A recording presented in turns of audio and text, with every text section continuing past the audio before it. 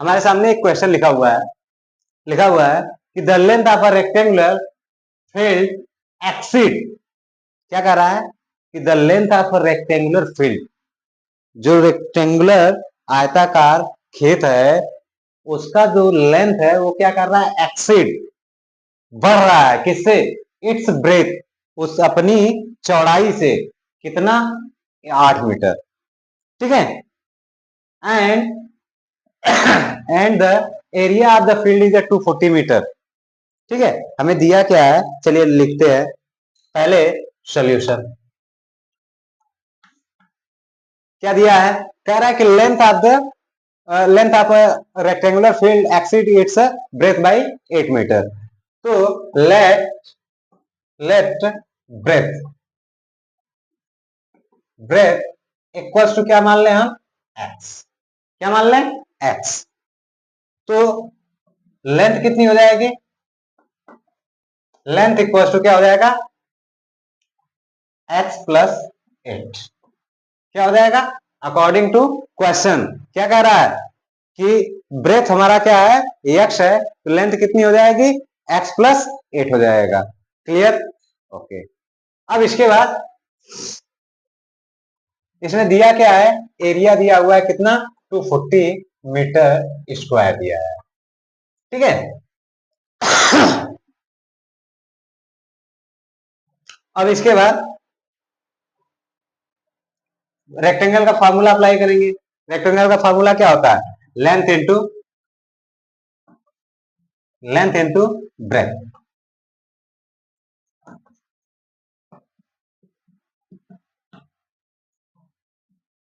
ठीक है, ये हो गया। अब यहाँ पे एरिया हमारा दिया हुआ है, एरिया पुटअप कर लेते हैं, कितना आ गया, 240। लेंथ कितना दिया है, x प्लस 8, और ब्रेथ कितना दिया है, x दिया है। अब क्या करेंगे, इस x का इसमें मल्टीप्लाई कर दीजिए, तो ये हो जाएगा x square plus 8x। Clear. अब इसके बाद हम लोग करते क्या है कि 240 को भी हम उस साइड ट्रांसफर कर देते हैं, 240 को ट्रांसफर करिए तो आ जाएगा क्या, x square plus 8x minus 240 equals to 0 आ गया, ठीक है। अब इसके बाद हमें क्या करना है कि 240 को ऐसे दो पार्ट्स में डिवाइड करने हैं जिन्हें सम या डिफरेंस करने पे 8 आ जाए और मल्टीप्लाई करने पे 240 तो आना ही चाहिए। तो चलिए करते हैं, देखते हैं, पहले फैक्टर कर लेते हैं, ठीक है। 240 टू 120 आ गया, फिर 260 आ गया, फिर 230 आ गया, फिर 215 आ गया, फिर 3 5 आ गया, फिर 5 1 आ गया, ठीक है। अब इन्हीं में से हमें, ये जो हमने फैक्टर किया इन्हीं में से हमें दो नंबर बनाने हैं जिन्हें सम या डिफरेंस करने पे हमारा 8 आना चाहिए, 8 आना चाहिए, और उन दोनों का मल्टीप्लाई करने पे 240 आना चाहिए। क्लियर, चलिए देखते हैं। तो यहाँ पे सम करने पे तो 8 नहीं आएगा, डिफरेंस करने पे ही आएगा, इस बात का विशेष ध्यान दीजिएगा। तो ठीक है, करते हैं।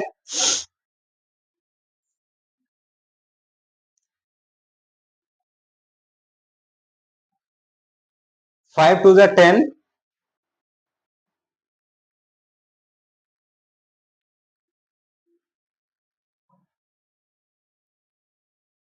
ये हो जाएगा 12, और 5 टू द 10, 10 टू द 20, ठीक है, आ गया, बहुत सही।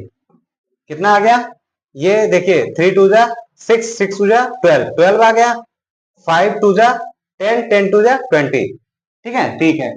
तो x square plus 20x minus 12x minus 240 equals to 0। Then x common ले लीजिए, ये ग्रुपिंग कर लीजिए, ग्रुपिंग करने के बाद x कॉमन लीजिए, ये आ जाएगा x प्लस 20। देन -12 कॉमन ले लीजिए, -12 कॉमन लेंगे,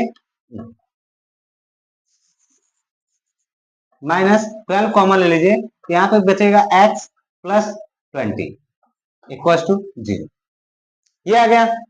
अब इसके बाद हम क्या करेंगे कि x प्लस 20 दोनों जगह कॉमन मिल रहा है, तो उसको हम क्या कर लें, कॉमन कर लें।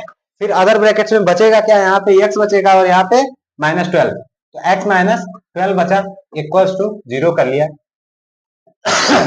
अब x प्लस 20 इक्वल टू हमारा क्या हो जाएगा 0, तो x इक्वल टू क्या आ जाएगा -20।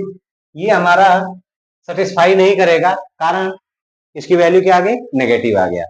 अब दूसरे से चलते हैं, x minus 12 equal to 0, then x equal to क्या आ जाएगा 12। ये हमारा पूरी तरीके से सेटिस्फाई करेगा। क्लियर? अब इसके बाद x की वैल्यू, या मतलब ये तो हमारा आ गया, क्या आ गया ब्रेथ, ये हमारा क्या आ गया ब्रेथ। अब इसके बाद लेंथ हमें फाइंड करना है, तो लेंथ इक्वल टू क्या था x प्लस 8 था, इक्वल टू ब्रेथ x की वैल्यू 12 आया था, अब प्लस 8 जोड़ दीजिए तो हमारा क्या आ जाएगा 20 मीटर। ये हमारा क्या आ गया ब्रेथ।